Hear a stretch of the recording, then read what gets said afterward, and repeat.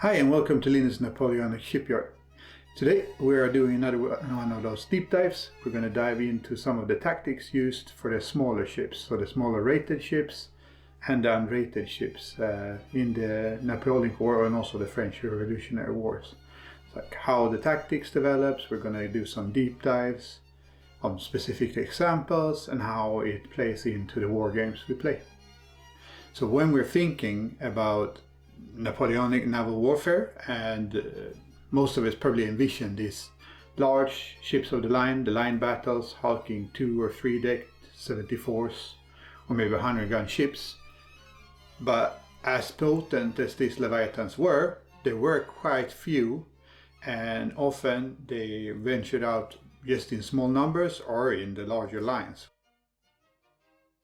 The heroes of the age were the smaller ships, unrated and rated, like frigates, sloops of wars, brigs and cutters. They formed the backbone of the Napoleonic Navy, so we're going to dive a little bit deeper into those. Frigates came in many classes, each tailored for a specific role, maybe a theater or a period.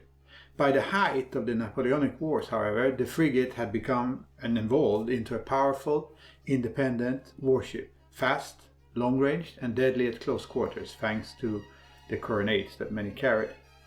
They were divided into further classes, so we had the fifth-rate frigates, which was by far the most common, and the typical size for them would be between 9 and 1,000 tons, 1,100 tons even burden, and the length would be between 42 and maybe 46 meters.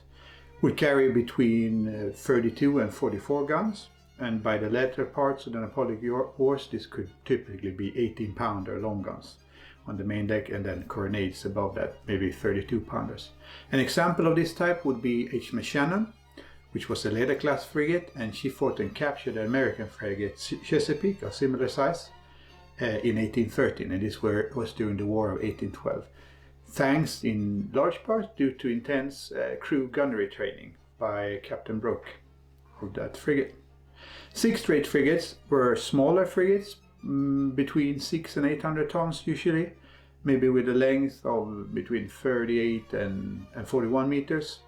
And the guns they would carry would of course be a little bit fewer, typically maybe 28, maybe up to 32, and smaller calibers, 9 or 12 pounders. HMS Surprise, which is fictionalized in Master and Commander, is this type of sixth-rate frigate. She is actually based on a real ship, and that's the formerly French, was captured French Unité, which was a 28-gun ship. Razée frigates were cut down third rates, originally maybe 64s in many cases, and even in some cases 74 guns. This made them very powerful frigates because they would be heavily framed. They would be having the hull of a larger ship of the line, and also they would be carrying those larger caliber long guns, so 24-pounders and even in some cases 32-pounders, and of course with really heavy carronades above. HMS Indefatigable was received from a 64-gun ship, and she fought very famously Droits d'Homme 74 during very hard weather, under the command of Sir Edward Pettigrew. Another example would be HMS Majestic. She was received in 1813. She had a 74-gun ship, and she captured the French frigate Terpsichore in 1814, which reported no casualties. Another type of frigate would be the American super-frigates. These are larger ships, 1,200 to maybe even 1,600 tons, up to 54 meters long, carrying between 44 and 56 guns, and also most of them had this larger caliber 24-pounder long guns. Example of this would be USS Constitution of 1,576 tons, 54 meters long, carrying 24-pounders and 32-pounder carronades. She defeated, among others, HMS Guerrière in 1812.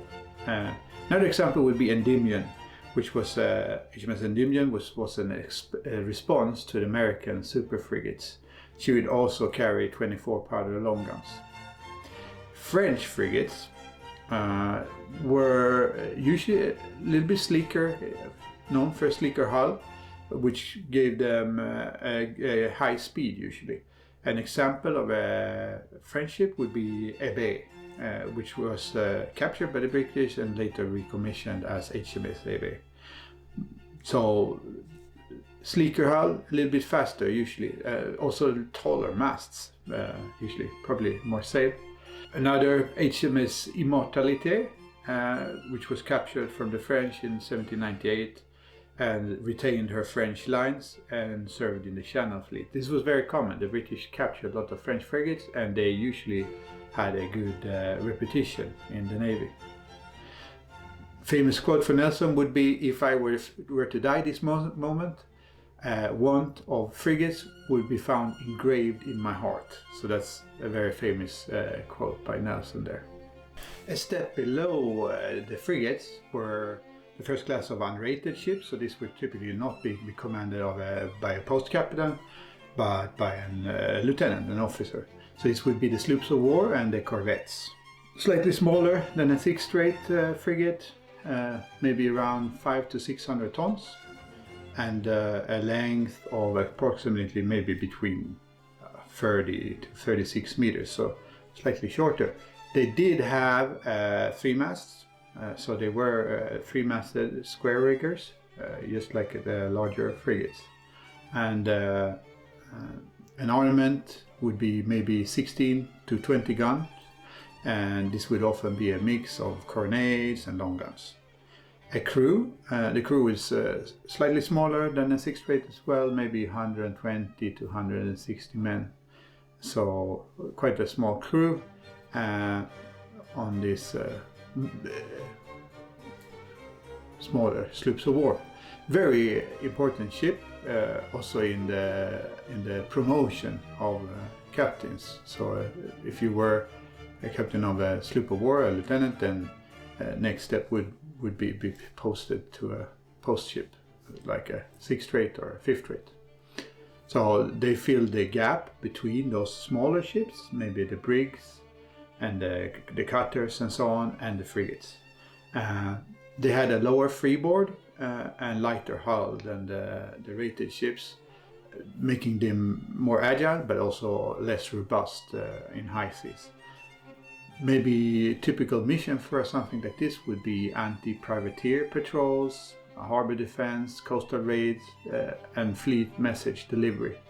An example of this type of ship would be HMS Petrel, which was a 16-gun ship and was actually commanded by Francis Austen, maybe in relation to the famous author.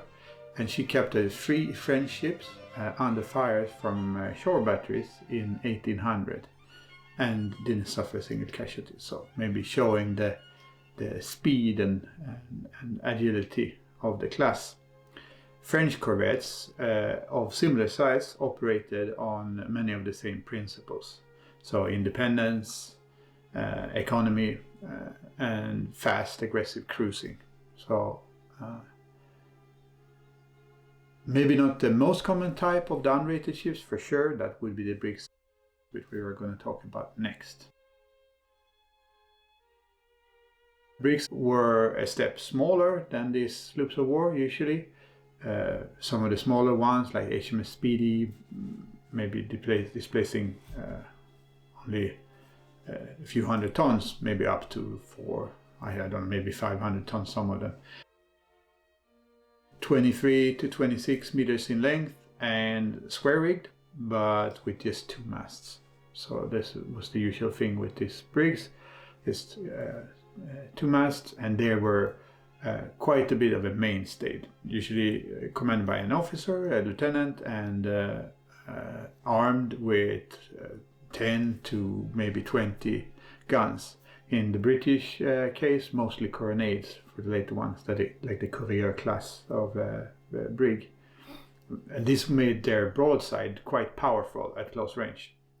So you didn't want to do a close range slugging match if you were a privateer with one of these.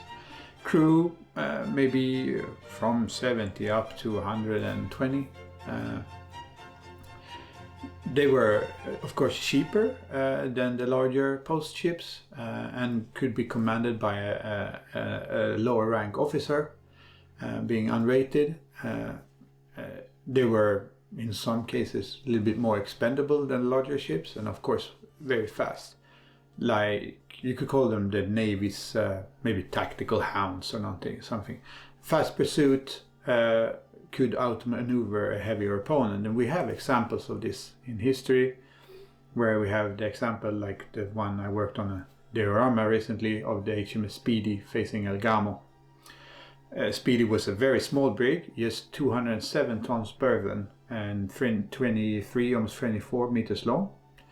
And she became a legend when Thomas Cochrane captured the Spanish frigate El Gamo in 1801. She was much larger. There is dispute on how much larger, and of course also on her ornament. I have that in my previous video, so you should take a look at that. Crew-wise, she was definitely outmanned, and there's nothing to say. That was a very daring boarding, and this is another of those tactics that we're going to discuss, the boarding action. Maybe pretty defining moment in small ship warfare, the boarding action. Even smaller, but also very important, we have cutters, like Navy cutters. These ships would be maybe 80 to 150 tons burden and 18 to 21 meters long. So a small ship carrying a fore and aft rig and a single mast. With a square topsail usually, so a very defined profile, like you would recognize that profile. Ornament, small guns, maybe 4 to 10, some cases more, but the calibers are small. These are small ships. Crew, 30 to 50 people, maybe in some cases larger, 80. And very fast, could sail really well close hauled, so that's like close into the wind. Were used for many different things, of course unrated ships, so for dispatches, since they were fast sailors, very good and good close haul. Anti-smuggling patrols was another very common, and you find that in naval fiction quite a bit, where they would be engaged in that activity. Intelligence gathering and raids close to shore, of course. A nimble small ship could slink in and out. Shallow draft allowed them to operate where frigates could not go, and also larger ships. For this type, maybe a notable action would be the 13th of March 1797, and you have HMS Viper, who engaged a Spanish privateer of Gibraltar, and that was a 2-hour running duel. And though outgunned, the handling and consistent fire eventually forced a surrender. So she limped into port with her rigging wrecked but victorious. So that's a famous encounter with a Navy cutter. Why did the smaller ships matter? Many reasons. Like I said, this is the backbone of and also the extension of these empires. So this would operate far from home, and they would help further in the blockade. In the British case, in the blockade of French and Spanish ports. They would be the early eyes of the larger ships of the fleets. They would enforce commercial dominance, which was maybe one of the main reasons for war in this age, maybe. Hunting convoys and enemy privateers. Delivering intelligence across the empire, faster than land messages, of course. So post by ship would be the fastest way to go at this time. Also serving as proving grounds for tactical innovation, and also testing the commanders that would later on move into the larger ships and also into admiralty, so leading these larger fleets. Example is Nelson. So tried and true way. They also enabled bold single ship actions, and this cannot be understated because these were immensely powerful for propaganda and strategic value. So that's another reason why it would be a good way why they're important. So I wouldn't call them overlooked. I mean, the frigate, it has a special role in fiction and in if you're a Napoleonic era fan, I think they have a special place there as well. So in paintings and in novel fictions, they show up quite often. The art of single ship action. If you go to the Napoleonic era, these grand fleet battles like Trafalgar and so on often caught the public eye. But for me, I think, and for many, the most dramatic and decisive engagements were intimate duels between individual ships, or maybe small groups of ships. But you have these romance of the single ship action, and these were a type of mini battlefield where you would using your wits, the wit of the captain of the ship, and the leadership, and of course the firepower of these smaller ships.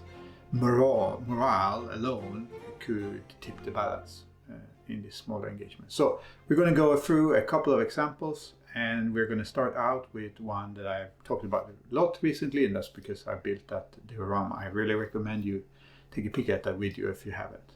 So we have HMS Speedy, and she's facing El Gamo. This is 6th of May, 1801. HMS Speedy was just a 207-ton brig sloop, 14 4-pounder guns, and around 90 men.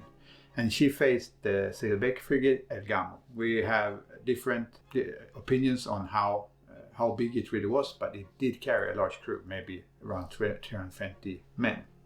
The captain was Thomas Cochrane, and what he did, he closed to pistol shot range, and this negated the Spanish gunnery advantage. They had a hard time, since he had a very low freeboard, to fire into him. And he also would then fire his own guns upward into the Spanish. And there was a couple of attempts by the Spanish to board, failed because Cochrane would pull off and fire on them with his swivels and his smaller caliber guns. Eventually, he would lead the boarding, and through a ruse de guerre would actually capture this larger Spanish frigate, Chesapeake frigate. Speedy capturing a much larger opponent is the example here. We have USS Constitution facing off as in the War of 1812 against HMS Guerriere. This was on 19th of August 1812. So Constitution being 1,776 tons, 55 meters almost, and then those 24-pounder long guns and 32-pounder carronades. Against Guerriere, which carried 38 guns and was smaller at 1,100 tons burden, with 28 18-pounders and the typical 32-pounders carronades, 16 of them. Here is the name, like Old Ironsides, of USS Constitution, because some of the shot of Guerriere was actually deflected by the thicker hull of that ship. And US casualties were low, I think just around 7. British casualties were much larger, around 100 people, I think. Another example, and a little bit more even perhaps, is HMS Shannon versus USS Chesapeake, which I also have featured on my channel in June of 1813. 38-gun frigates, like, it's not really a super frigate, the Chesapeake, it is a larger frigate, and she's heavily built, but Captain Brooke of the Shannon spent hours and hours practicing his crews in gun drills, and also in the handling of close combat weapons. And this was a very intense, short fought action. You can find more about it in my video, but the outcome was that the Chesapeake actually surrendered in just 15 minutes. British did take a lot of casualties because they just went at it yardarm to yardarm. So 23 killed and 56 wounded on the British side, and then on the American side or US side, 48 killed and 99 wounded. The effect of crew training, you could say. As mentioned earlier, we have the HMS Petrel, which was a smaller type of ship, right? And this is where she was a 16-gun sloop, like I mentioned, sloop of war. And she was off Marseille and coastal battery fire, but she attacked a convoy and drove 2 escorts aground and captured the 40-gun Ligurienne, I think she's called, without loss. A testament to bold small ship tactics in dangerous coastal waters. So an example of a ship playing that role fully. So we have HMS Viper. This has been featured on my channels as well. I go to the examples I've had, which was a navy cutter, and she fought this Spanish privateer. We played this battle using bitter quarter rules. This was 13th of March 1797. And she had 12 small guns and a crew of around 50. And she gave this was off Gibraltar, as I mentioned earlier. And it was a quite long 2-hour duel with the larger privateer. But using speed and maneuverability, and also to get in to throw in strikes at close range, Viper carried the day. So the privateer ended up surrendering. And I mean, I guess this would demonstrate the cutter's strategic utility. Another example, and now we are on the Razée, which is this very large Razée, a 74-gun originally, the Majestic. Razée down to I think 50 or 56 guns, where she fought this Terpsichore, the French frigate, in 1814. As a Razée, she would be actually having, if I understand it right, a slightly larger, heavier broadside than as a third rate. She had her 32-pound long guns and 42-pound carronades against this quite large French frigate. It's a 44-gun frigate. The engagement itself lasted 2.5 hours. And in the end, the Majestic actually managed to, even there were other French ships actually as well, but she cut Terpsichore off and managed to capture her without a single loss for herself, if you're to believe the records. So this is showing the durability and the usefulness of this Razée type of frigates. So we have an example of a French tactical capture, and that was HMS Proserpine, and she was captured by Penelope and Pauline, and this was 27th of February 1809.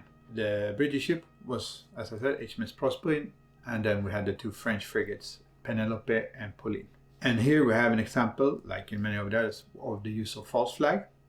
So Penelope used the false flag at dawn to close a beacon Proserpine, and then with the superior positioning allowed her some really crippling broadside that forced the British vessel to surrender within an hour. So an example of a French victory over a British ship. Of course, we can't have all these single ship actions without mentioning a fictional one. So we have the HMS Surprise versus the much larger French ship Acheron in the movie Master and Commander. This is not the books, this is the actual movie. She is a 28-gun Surprise class fictional ship, and the French privateer Acheron, so it's supposed to be an American-built super frigate for the French, in the movie, of course. So at the end of this, where they have their final engagement, we are seeing a Hostiger again, where Surprise is hiding herself as a whaler, and then at the very last moment, throwing off her disguise and showing her colors, throwing up the ensign, and then also attacking specific parts of the enemy ships. So they're specifically targeting the masts of the larger French frigate to cripple her. There's also a boarding, so another tactic used. So across these duels we have some themes maybe, and this could maybe be translated into your gaming. So we have Close range gunnery, yardarm to yardarm gunnery. If your crew is the better crew or you have a larger armament, this would be a good way to go. Cochrane, Brook took ships out of the range of priority by getting in close. You could target the rigging and the masts, and this is seen in, as I mentioned just before, the surprises fight against Acheron.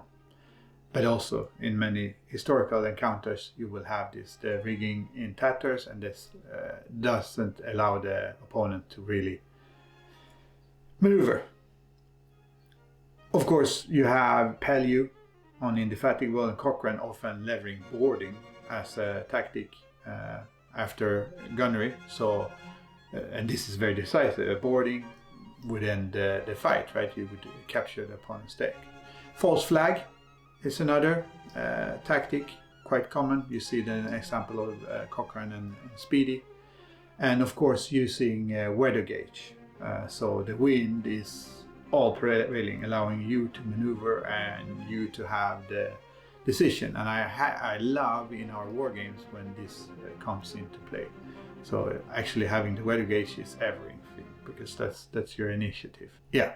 Those are some of the tactics that were used in the single ship actions I mentioned above. Gunnery and tactics. This is of course much more than maybe in some fiction and movies it's just a lot of cannonballs, but that is often not the reality. So the romantic image of broadsides thundering across the sea, it only captures a fraction of the Napoleonic naval tactics, I think. Gunnery evolved significantly during the era, not just in hardware, but also how it was used.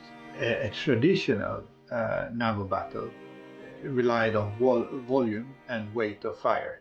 What were your caliber, the caliber of your guns, how many did you have, and how fast could you throw them. Of course that still played a role also in these smaller single ship actions as we've seen, but there is also other things playing in than just this, of course. The smaller ships, maybe they would have to rely more on finesse. Another thing that plays heavily in, especially in the later parts of the Napoleonic Wars, are of course the Carronades. These short barrel, large caliber guns. They didn't have a long range, but a lot of the British brigs, like the Clear class and all those, they carry these maybe 32-pounder carronades, giving these smaller ships a massive amount of damage possible at close range. And I mean, some of them only carried carronades. So that shows the usefulness of them on these smaller ship classes. Also, another advantage on smaller size ships of the carronade is that it actually required less crew than a normal. So I think that is another reason why they would be employed quite a bit. Another thing that also evolved was the targeting. The way the officers trained their crews to fire at house when trying to sink or disable them, or I mean they never really sent that to disable, to force them to become more waterlogged. But also there was the chain shot and the bar shots fired at the rigging to disable the opponent's maneuverability, and of course you have the grape fired at the crew. Different types of ammunition for different situations. Of course, beyond the firepower, there was the command decision, which played, of course, a decisive role, especially in these single ship actions. The importance of the weather gauge, so positioning yourself upwind, could allow a captain to choose when and how to engage.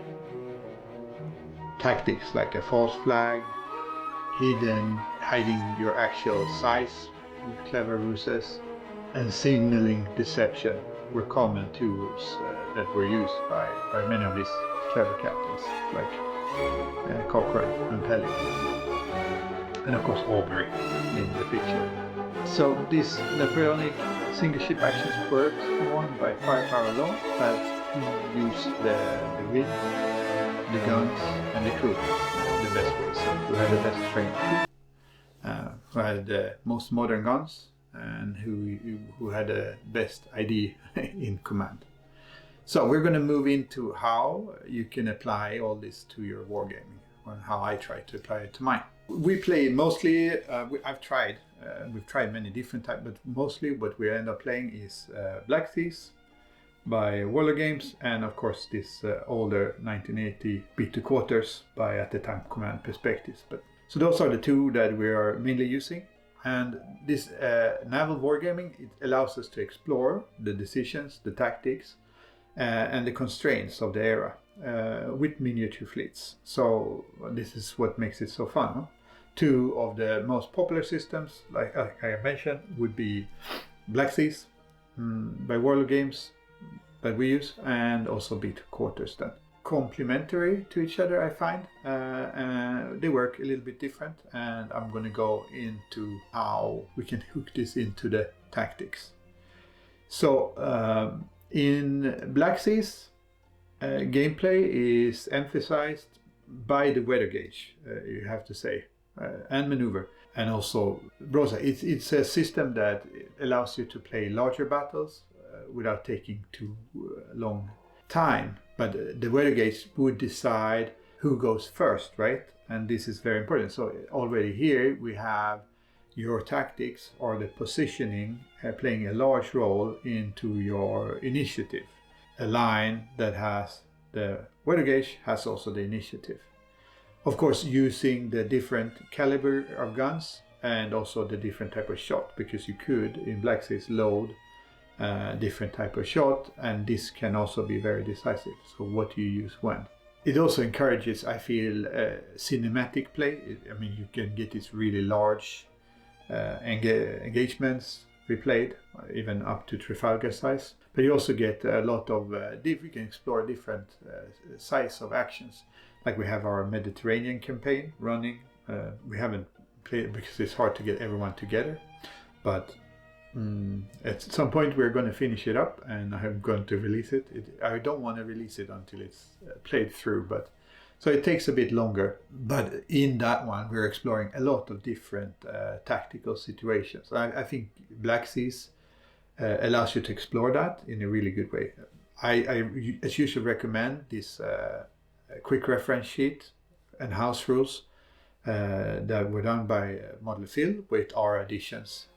More definition in Gunnery, like harder to crit at longer ranges, and all the extra sailing that is on that is adding a lot of fun to your game. Also, I released in a video our ship lists, which are updated with more types of ships and a little more, maybe more definitions. So if you're using Battlescribe, then I would recommend you go to that video. I'll put a link here, and where you can actually get all those ship types and all that definition, so you can play out more of these strategic combats for yourself. Beat to quarters, I've been working a lot on that lately, and I've had a lot of discussions. Very nice, friendly person, Barry, who wrote the rules originally. It's so fun that I got in contact with him through my videos. And we have had a lot of discussions on we're working on something for that. A lot of fun. Old system, I think in the end a system that I like even more than, or I like much more than Barry actually himself, but where with the use of this app that I've developed and I hope will be released at some point, we can focus more on the tactics. We have all those, the depth of all those different caliber guns and all I mean, it's a system really suited for single ship actions. And if you want to know more about that system, I recommend the video I just released. I put a link to that here, and you can take a look at that and how things work in that. But it's a system that allows you to explore a lot of those tactics that I discussed, like, and also with our little bit additions like gun crew casualties, loss of morale, like you have these surrender points, and also the quality of a crew. You have those national averages that Barry has spent a lot of time calculating, but also it allows you to adapt, like we did in our last single ship action, where we said that the Spanish ship would be some kind of Mediterranean patrol veteran with a higher quality crew. The games themselves, I feel like they become more than simulations. They allow us to explore in some parts the historical tactics used. When a brig rakes a frigate in a tabletop game, it's not chance. It's because it was the wind and the timing of the captain that was perfect. And that's, of course, another tactic that were very commonly used, the rake. So you have, that's one of that I missed out on earlier. So a rake is another very important tactic that were used and were really decisive, because at the bow and the stern the ship was often less armored or more vulnerable.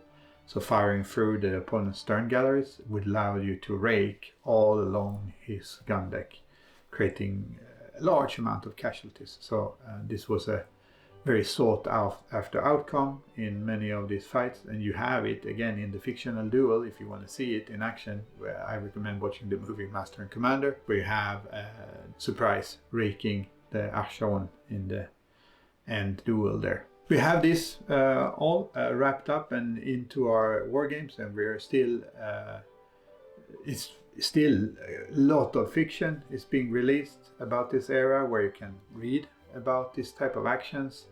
And also, I mean, we have all these war games, right? So also I feel like the Napoleonic Wars maybe helped define the naval supremacy, like where empires rose and fell based on their rule of the seas.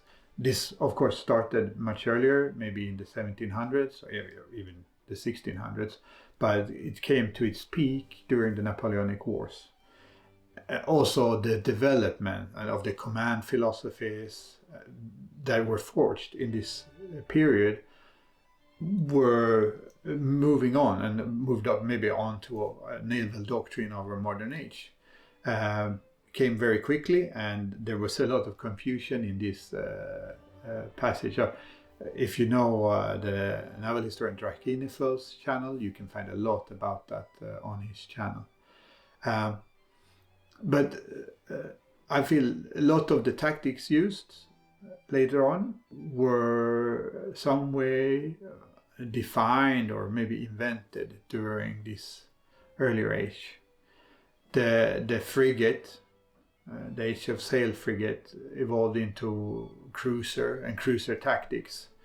The signal flags used to communicate between ships in larger combats, but also in smaller ones, led to the radio-based fleet coordination, and also the tradition of daring and small ship actions, like the DNA of HMS Speedy or USS Constitution or the fictional HMS Surprise. They remain alive, and I mean, if you see, for example, the Battle of Jutland in the First World War, commander of the British one was very inspired by Nelson, and it also informed some of his tactical choices. So I feel that this still plays into our active environment in so many ways. Most of the ships are long gone. We have a few living examples, like the Victory, we have the Constitution, and so on.